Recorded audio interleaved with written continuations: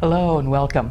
I'm Sandy West and this is Mel Higginbotham, and we're here to talk today about 2012.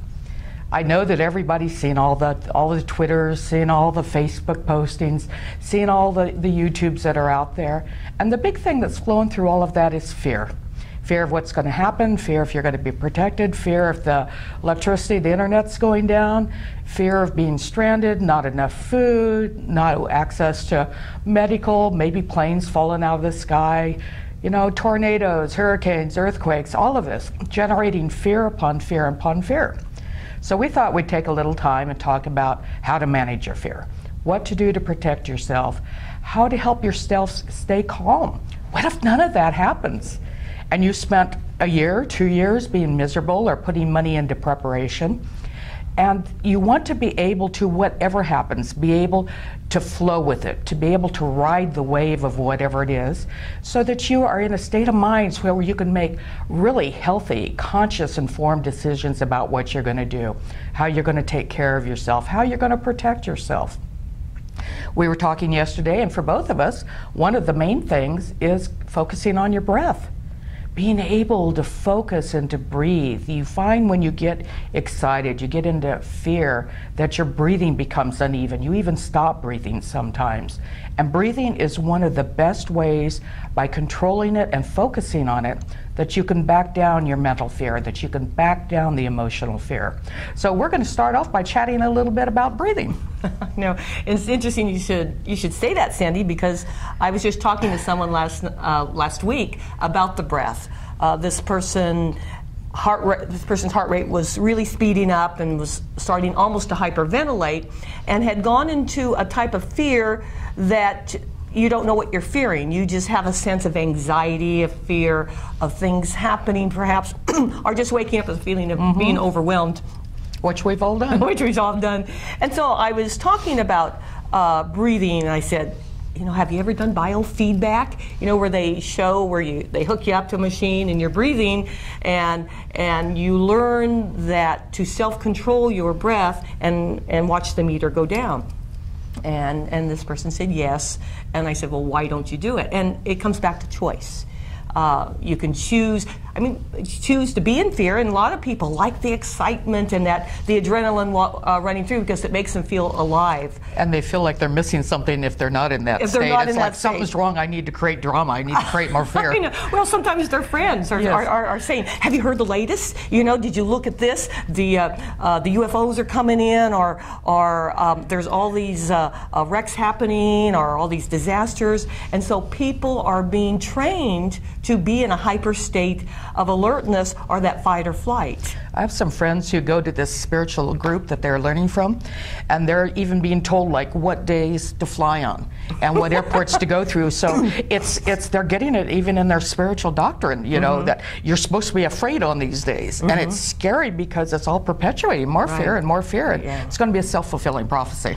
Well, you know, and when you look at all the different spiritual paradigms that teach manifestation, one of the things in order to manifest is to have that emotional impetus behind it. And so it's kind of crazy, by being in fear and escalating the fear, you're actually creating in your hologram more of what you really don't want to see. Even when you're asking for abundance, because if I'm in lack or I'm in fear and I ask for abundance in my life, guess what I'm going to get? Lots more fear. Lots more lack, with it all falling to pieces around me. And then we wonder why it's not working. And our whole focus is on why it's not working.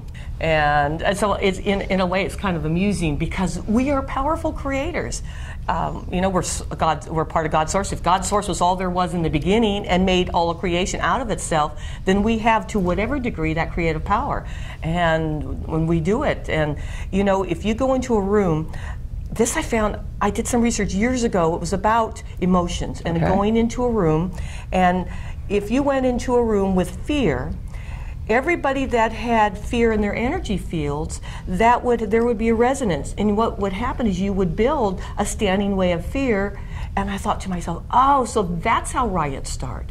But at the same time, if you can breathe and get to a state of more peaceful calmness, and you go into a room, then that will resonate with the peace and calm to whatever extent in people's energy fields, and that's what you will build, and it's all choice. So what I'm hearing from Mel in my experience is you walk into your home and maybe your parents are fighting and all this anger and fear and things are going on, or in your relationships or in classes or in any discussions.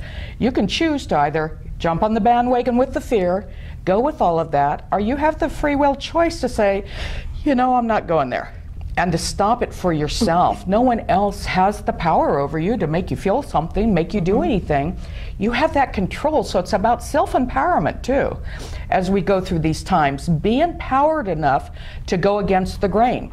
If everyone around you is immersed with fear 24/7, I'd start getting new friends. I'd start looking for places to go or activities to be involved in where I'm not in fear, where I can help create a power in me that says, no, it's not going to happen to me. Let's talk, going back to the breathing a little bit. We've talked about why breathing is important. Let's give you a few ways of doing it and give you some definitions to start with. We call it lowering your BPR, but you have a base pulse rhythm that's in your body. You'll notice, like, if you're in a hurry and you're stressed, you're going like this, you've got a real high rhythm that's going on in your body, and you can't relax when that's happening.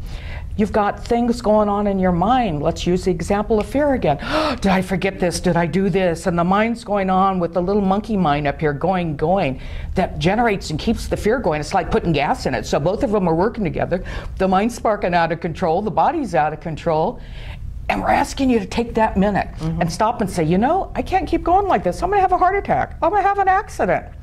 To take a moment and consider how fast your BPR is, your base pulse rhythm. And you want to slow it down and lower it. So by choosing to consciously breathe in a certain way and to focus on that, if you have the mind focusing on working with the breath, counting the breath, where are you in the breath state, then it stops the monkey mind that's been going like this, driving you crazy.